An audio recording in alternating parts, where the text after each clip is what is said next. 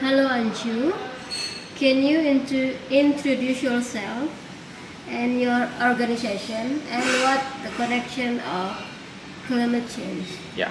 So, hi, my name is Anshul. I run an organization called Youth Ki Awaaz, which means Voice of the Youth. It is India's largest open expression platform, which means that anybody from any part of the country can visit youthkiawaaz.com and share a story, opinion, experience, or any sort of a write up on issues that they deeply care about.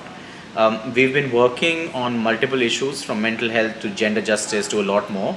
But climate change has emerged as a really strong area for us because we understand that the future of young India is at risk because of climate change. There isn't a lot of policy framework that currently exists to ensure that they are not at risk, young people in India.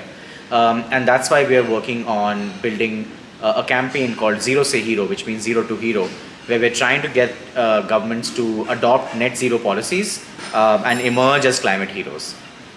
Oh, great. Okay. In your experience, what actually happened with our government, with our environment that make the climate change happen? So, in my experience, I think many things have happened, but two or three main things that sort of jump out to me. One is that our consumption patterns have changed quite a lot in the last 15, 20 years. And we've started, we sort of have moved to a lifestyle where our choices are directly making an impact on the way our climate is. But more than that, I think the one biggest reason why we're seeing climate change today is because of how energy itself is produced, and obviously, consequentially, how it is consumed. In a country like India, which is so coal dependent, we are seeing so much fossil fuel emission. Even though we're not the biggest emitter, we're not really up there in the top two. We're emitting enough from the point of view of the size of the country that we are. And I feel like that's the case pretty much around the globe. Our energy needs have evolved, our energy production has evolved, and that's directly linked to how we consume and how we produce personally as well.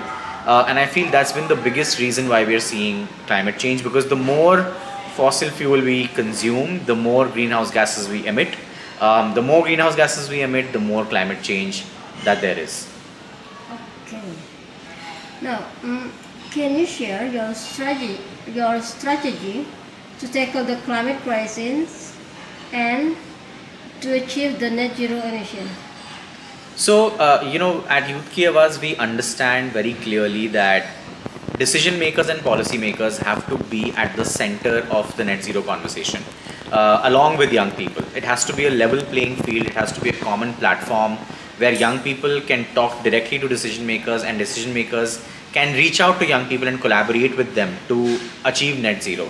Our strategy is to actually create that platform. So we run a platform in India called Policy per Charcha, which means a dialogue on policy, where we get decision makers from all levels of governance, from our parliament to even the smallest level of governance in India, and get them to talk about what they are doing about climate change, and they directly engage with young people.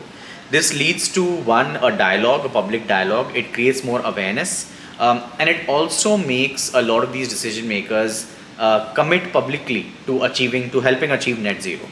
So that's the work that we are doing to help achieve net zero, and to tackle climate change in a slightly different way by creating a platform for both decisions and young people at the same place. Okay. So, in your experience, have you ever encouraged women to also fighting for achieve 1.5 degree?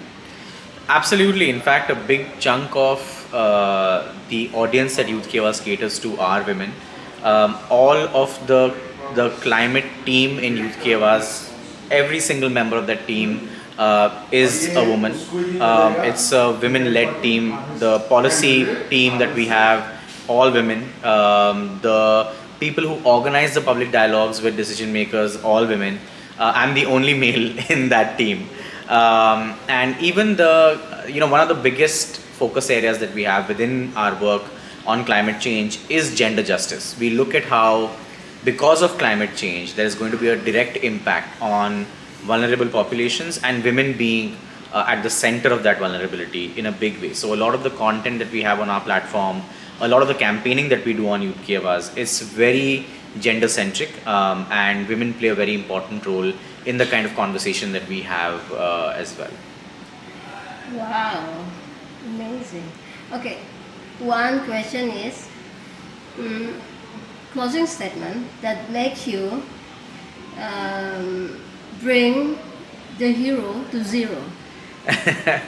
I think my closing statement will be that there is still time, but we're also running out of time. So it's a very complicated situation that we are in. I think we need a much wider buy-in from the general public, and more than anything, I feel like climate change needs to become a voting issue. It needs to become an electoral issue. It needs to become an issue that people vote over.